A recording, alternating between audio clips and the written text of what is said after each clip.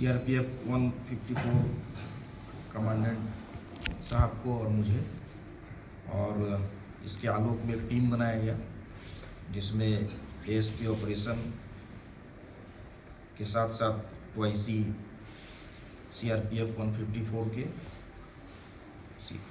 Additional SP हमारे सुरजीत कुमार, ओम प्रकाश सिंह ट्वाइसी और assistant commandant तुम्बा सिंह, इनके लीडरशिप में एक टीम बनाया गया और एक ऑपरेशन प्लान किया गया। और इनके द्वारा सुबह से सर्च ऑपरेशन चलाया गया था, जो कि खुखरा थाना के पारसनाथ पहाड़ी के भलकी पहाड़ी और कानेडी के आसपास में जो बीडीडीएस टीम है सीआरपीएफ 154 की, और उनके द्वारा जो वहाँ का डंप था उसमें से ये सारी चीज़ें बरामद की गई। वहाँ पे जो भी प्रतिबंधित सामग्री थी और जो बरामद हुआ है उसमें से 303 bolt action single shot rifle 11, .22 rifle 9, grenade 6, SLR grenade projector 1, AMN box 1, charger slip clip 30 और इलेक्ट्रिक कॉपर वायर 2 बंडल। ये जो वहाँ पे डंप था उसमें से ये सारी चीज़ें बरामद की गई हैं। कुछ दिनों पहले भी हम लोगों को ऐसा डंप मिला था, जो भी इंफॉर्मेशन हम लोग को आता है उसके आलोक में सीआरपीएफ 154 के साथ मिलकर के पूरी टीम काम करती है और ये काफ़ी अच्छा रिकवरी है। और इसके अलावा भी कई सारी सूचनाएं हम लोग को प्राप्त हुई है, जिसमें आगे भी हम लोग सीआरपीएफ 154 के साथ में कोऑर्डिनेट करके जो भी तलहटी के क्षेत्र में या जो भी उनका पहले का डंप है नक्सलियों का, जो उन लोगों ने सामान छुपा कर रखा है, इसमें से बहुत सारे कारगर भी हैं जिनको हम लोग चेक कराएंगे। कई सारे तो पहले के लूटे हुए भी राइफल हैं जो उसके पहले बरामदगी हुई थी, इन सभी का मिलान भी किया जाएगा।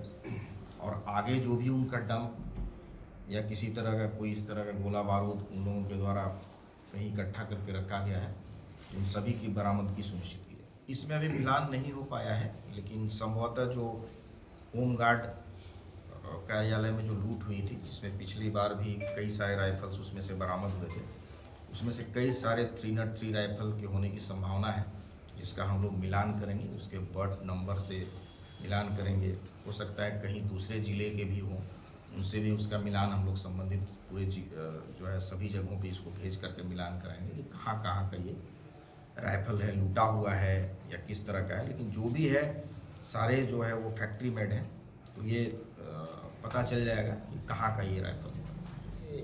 माननीय गृह मंत्री ने 31 मार्च नक्सल मुक्त भारत का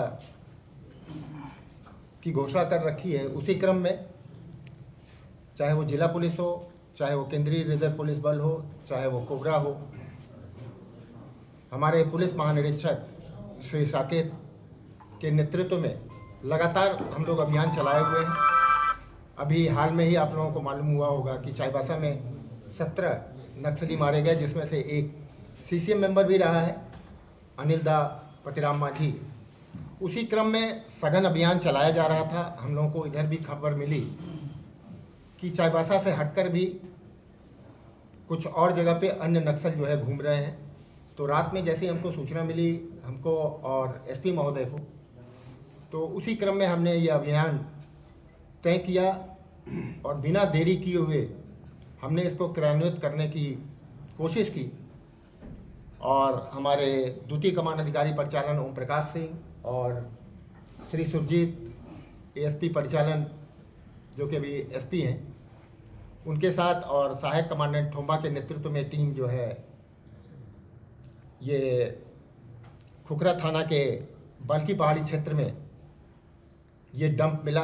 हमारे BDDS जो टीम थी CRPF की, उसके कौशल के कारण, और हमें अभी पूर्ण विश्वास है कि आज नहीं तो कल और भी डंप होने की संभावनाएं हैं।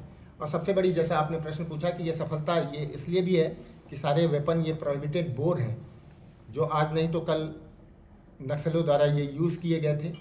और हम आशा करते हैं कि भविष्य में भी ऐसे डंप अवश्य मिलेंगे, और केवल डंप ही नहीं मिलेंगे, बल्कि हम जो बचे खुचे नक्सल भी झारखंड में हैं अगर वो जहां हम अभियान चला रहे हैं और भाग के हमारे क्षेत्र गिरिडीह में या हमारा जो एरिया ऑफ ऑपरेशन आने की कोशिश करते हैं तो उनको हम नस्तनाबूद करके ही रहेंगे।